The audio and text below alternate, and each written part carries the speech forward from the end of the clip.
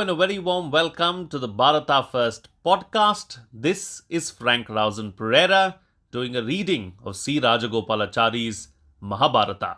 Chapter 48 Taking Counsel. The 13th year during which the Pandavas had to remain undiscovered came to an end. No longer obliged to be in disguise, they left Virata's capital as Pandavas and settled openly in Upaplavya, another place in Matsya territory.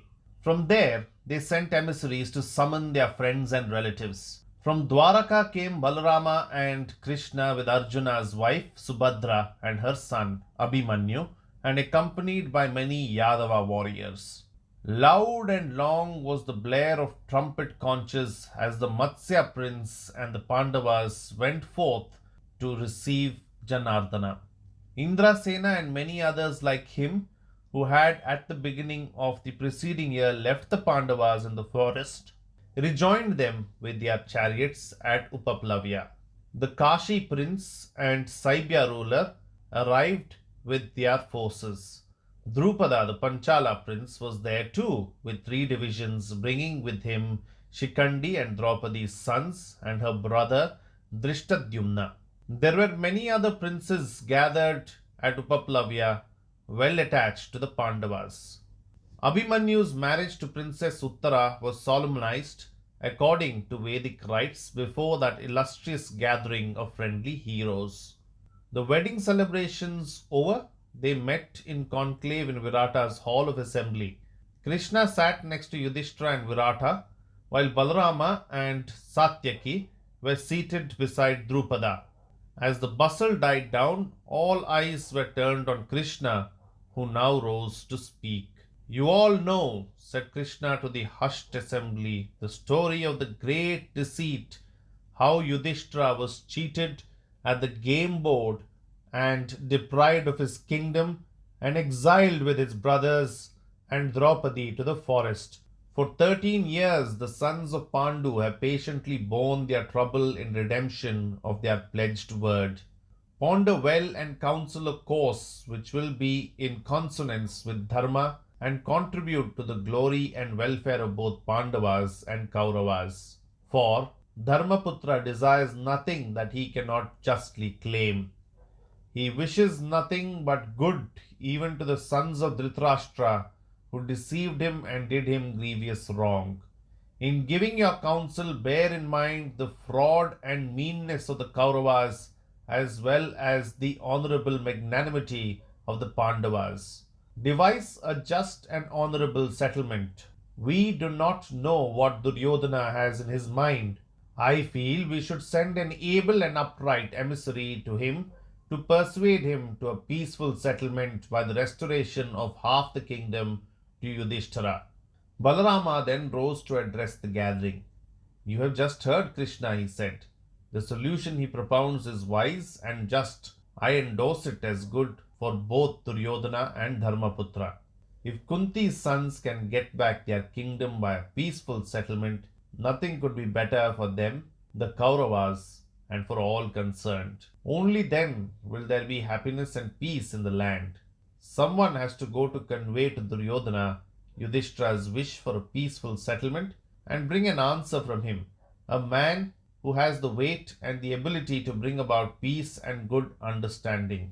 The envoy should get the cooperation of Bhishma, Dhritarashtra, Drona and Vidura, Kripa and Ashwathama, and even of Karna and Shakuni if possible, and secure support for Kunti's sons. He should be one who on no account would give way to anger.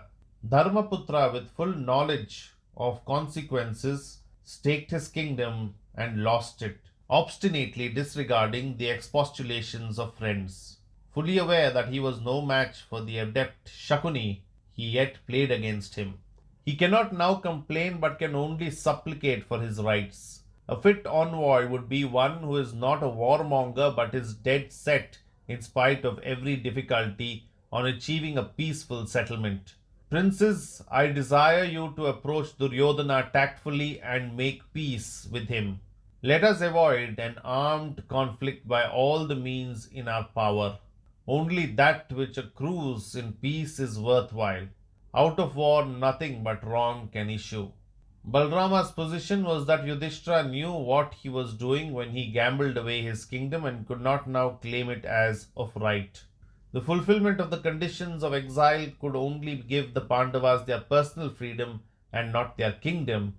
That is to say, they need not serve another term of exile in the forest, but it gave them no right to the return of their kingdom. Dharmaputra could only supplicate for the return of what he had lost and not claim it as of right. Balrama did not relish an armed conflict among scions of the same family and rightly held that war would lead only to disaster. The poet puts an eternal truth in Balrama's mouth. Satyaki, the Yadava warrior, who heard Balrama speak thus, could not contain himself. He rose in anger and spoke indignantly. Balarama's words do not strike me as in the least degree just. One can, if skillful enough, make out a plausible plea for any case, but not all the skill in the world can convert wrong into right or injustice into justice. I must protect against Balarama's stand, which fills me with disgust. Do we not see in one and the same tree, one branch bowed with fruit and another sticking out gaunt and useless? So of these brothers, Krishna speaks words which breathe the spirit of Dharma, while Balarama's attitude is unworthy, and if you grant what cannot be doubted, that the Kauravas cheated Yudhishthira of his share of the kingdom, why then allowing them to keep it is as unjust as confirming a thief in the possession of his booty. Anyone who finds fault with Dharmaputra does so in cowardly fear of Duryodhana, not for any sound reason. O princes, forgive my harsh speech, not of his own violation, but because the Kauravas pressed and invited him to do so, did the inexpert and unwilling Dharmaputra play with a sharper that game so fraught with disaster. Why should he bow and supplicate before Duryodhana now that he has fulfilled his pledges? Yudhishthira is not a mendicant and need not beg. He has kept his word, and so have his brothers. 12 years in exile in the forest and 12 months thereafter in disguise according to their pledge, and yet Duryodhana and his associates most shamelessly and dishonestly question the performance. I shall defeat these impudent villains in battle, and they shall either seek Yudhishthira's pardon or meet their doom. How can a righteous war be wrong in any case? There is no sin in slaying enemies who take up arms and fight. To supplicate before the enemy is to incur disgrace. If Duryodhana desires war, he can have it, and we shall be quite ready for it. Let there be no delay, and let us get on with the preparations. Duryodhana is not going to part with territory without a war, and it would be folly to waste time. Drupada's heart was gladdened by Satyaki's resolute words. He rose and said, Satyaki is right, I support him. Soft words will not bring Duryodhana round to reason. Let us continue our preparations for war, and let our friends be warned without loss of time to bring up their forces. Send word instantly to Salya, Drishtaketu, Jayatsena, and Kekya. We must, of course, send a suitable envoy to Dhritarashtra. A learned Brahmana who conducts the religious ceremonies in my court can be sent to Hastinapura with confidence. Instruct him well as to what he would say to Duryodhana and how he should convey the message to Bhishma, Dhritarashtra, and Dronacharya. When Drupada concluded, Vasudeva, Krishna, the son of Vasudeva, rose and addressing Drupada said, What you suggest is practicable and also conforms to the kingly code. Baladeva and I are bound to the Kauravas and the Pandavas with equal ties of affection. We came here for Princess Uttara's wedding and will return now to our city. Great are you among the princes of the land, alike in age and wisdom, and entitled to advise us all. Dhritarashtra too holds you in high esteem. Drona and Kripa are your boyhood friends. It is therefore only right that you should instruct the Brahmana envoy on his mission of peace.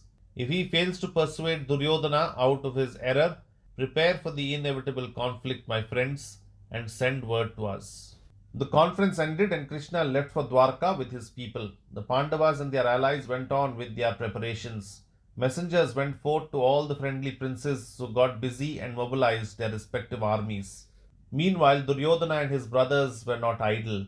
They also began preparing for the coming conflict and sent word to their friends to get their contingents ready for war. The constant rapid journeyings back and forth of princes caused a great stir everywhere. The earth shook beneath the heavy tramp of marching legions, says the poet. It would appear that even in olden days, military preparations were made in much the same way as in our times. Drupada called in his Brahmana and said to him, "You know Duryodhana's bent of mind as well as the qualities of the Pandavas. Go to him as the emissary of the Pandavas. The Kauravas deceived the Pandavas with the connivance of their father Dhritarashtra, who would not listen to the sage advice of Vidura. Show the old weak king, who is misled by his son, the path of dharma and wisdom. You will find in Vidura a great ally in this task. Your mission may lead to differences of opinion among the elder statesmen such as Bhishma, Drona, and Kripa, as well as among the warlords, and if this happens, it will be some time before those differences are smoothed out, which will be time gained for the completion of the Pandavas' war preparations. As long as you are in Duryodhana's capital talking of peace, their preparations for war will receive a setback, which is all to the good for the Pandavas' standpoint. If by a miracle you are able to come back with good terms of peace, so much the better. I do not expect Duryodhana will agree to a peaceful settlement. Still, to send one on a peace mission will be advantageous to us." In December 1941, the Japanese were carrying on negotiations with the Americans and, immediately on the breakdown of those talks, took them unawares and attacked Pearl Harbor, destroying their naval forces there. Drupada's instructions to the Brahmana would show that this was no new technique and that, even in the old days, the same method was followed of carrying on negotiations and even sincerely working for peace, but simultaneously preparing with unremitting vigor for outbreak of war and carrying on peace talks with the object of creating dissensions in the enemy ranks. There is nothing new under the sun. That's it in this chapter. This is Frank Rausan Pereira signing off. Do like and subscribe to the podcast and also do the same on YouTube along with hitting the bell icon. Please follow Bharata First on Twitter and Instagram as well.